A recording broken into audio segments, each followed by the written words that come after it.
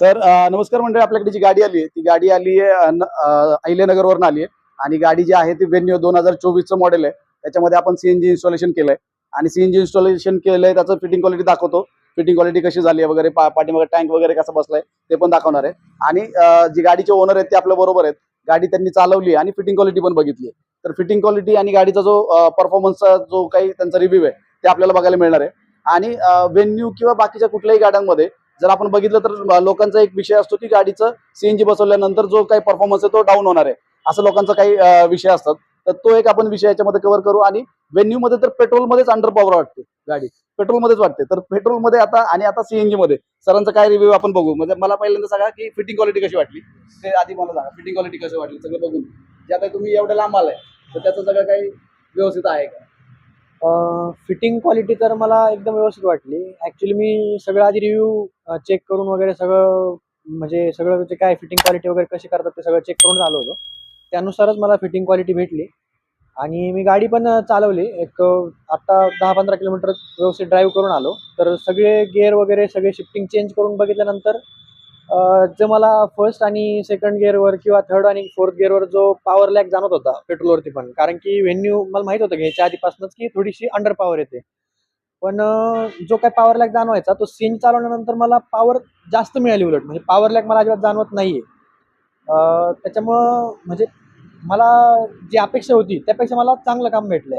हां, कारण की मला पॉवर असं वाटलं होतं की ऑलरेडी पेट्रोलमध्ये पॉवर कमी व्हेन्यूला आणि सीएनजी केल्यानंतर अजून जर पॉवर कमी झाला तर मग काय, पण तसं काही वाटलं नाही. सीएनजीमध्ये पण पॉवर एकदम व्यवस्थित वाटला. काम चांगलं झालंय आणि फिटिंग क्वालिटी पण एकदम व्यवस्थित केली. बस. फिटिंग क्वालिटी बेस्ट आहे. फिटिंग क्वालिटी तर मी तुम्हाला दाखवतो. परफॉर्मन्स मध्ये मला हे म्हणायचं की गाडीचं बऱ्याच लोकांना सीएनजी मध्येच डाऊट असतो आणि वेन्यू मध्ये तर आणखीन डाऊट असतो. तर लोकांची बऱ्याच वेळा आम्ही नेहमी R&D करत असतो याच्यामध्ये की बाबा काय नवीन काय करता येईल का, काही कुठली गाडी आहे तिचं इंजिन कसं आहे वगैरे. तर वेन्यू आम्ही बरेच केलेत. काही आमचे वेन्यूचे जे काही इन्स्टॉलेशन झालेत त्यांना पण सांगायचे की आम्ही हिच्यामध्ये जो काही प्रयोग केलाय तो आपल्या गाडीमध्ये पण ते त्याचं जे काय आहे ते करता येईल. तर गाडी जमलेच आपल्याकडे घेऊन येऊ शकतात. जे काही वेन्यू आधी फिट झालेले आहेत त्यांना थोडंसं वाटत असेल तर हिच्यामध्ये जो परफॉर्मन्स आलाय तो बेस्ट आलाय. म्हणजे पेट्रोलपेक्षा सरांचा जर एक्सपिरियन्स असेल त्यांनी आता गाडीचं रनिंग किती टोटल झालंय?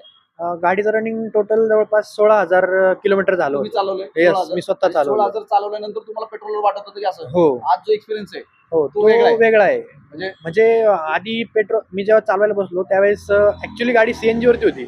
पण मला विचारलं की पेट्रोलवरती चालू आहे का, तर ते मी म्हटलो पेट्रोलवरती जास्त वाटते मला. तर पेट्रोलपेक्षा चांगलं हां, वाटतंय. पेट्रोलपेक्षा चांगलं वाटतंय. तर नंतर कळलं की ती ऑलरेडी सीएनजी वरती होती. तर हा आपण गाडीचा इंजिन पे बघू शकतो.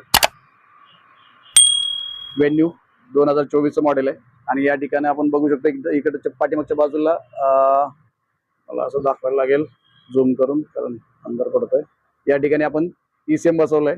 त्याच्यानंतर ECM पासून जी आली आहे वायरिंग ती या ठिकाणावरून आपण बघू शकतो. अशी सगळी प्रॉपर त्याचं जे इन्सुलेशन आहे ते प्रॉपर वायरिंगचं इन्सुलेशन झालेलं आहे आणि इन्सुलेशन करून आपण त्याचं फिटिंग केलंय. या ठिकाणी रिड्युसर बसवलंय. त्याच्यासाठी फॅब्रिकेटेड ब्रॅकेट आपण स्वतः बनवतो. त्याच्यानंतर इंजेक्टर रेल इन्स्टॉलेशन करण्यासाठी पण आपण फॅब्रिकेटेड ब्रॅकेट आपण स्वतः बनवतो. प्रॉपर त्याचं जे काही आहे निप्पल वगैरे खाली त्याला प्रॉपर क्लिपिंग वगैरे झालेलं आहे अशा ठिकाणी. आणि या ठिकाणी आपण सगळं बघू शकतो. गाडीचा इंजिन पण नीट अँड क्लीन, म्हणजे व्यवस्थित फिटिंग कुठेही अस्ताव्यस्त या ठिकाणी फिलिंग वॉल बसलाय.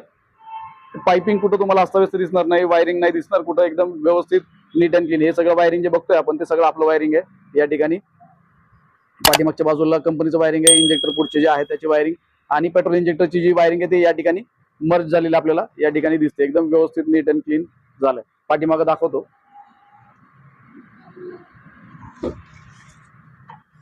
स्विच आपण या ठिकाणी बसवलाय. या ठिकाणी स्विच बसलाय.